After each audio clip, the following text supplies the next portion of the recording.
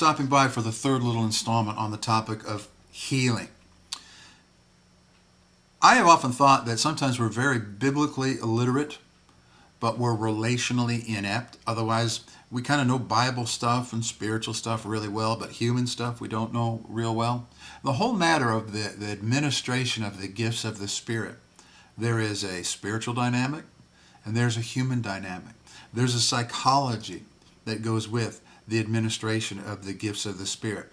That psychology can be manipulated for destruction or can be recognized for benefit. And we have a chapter in this book on that. And also, we have a whole chapter on this book about the documented, and I mean by science, connection between the mind and the body.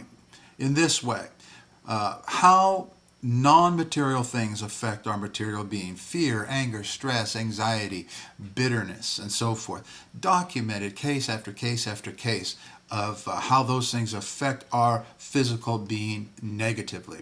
We also have a chapter in this book on the difference between Jesus and Paul's time and our time. They did not view sickness and disease as the same thing. For us, they're virtual synonyms. For them, they weren't.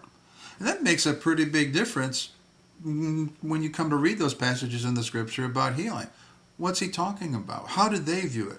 Do you know when we read the Scriptures, we need to understand what the original person thought in their mind when they wrote it, what they meant when they wrote it, and what the people who heard it, what they heard when they first read it, before we start trying to apply it to ourselves.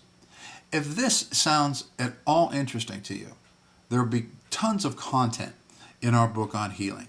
We urge you to check it out at stevecrosby.com and stop by the blog for some articles too. And that's sortofthekingdom.com. Thanks for joining us. Talk to you later. Bye.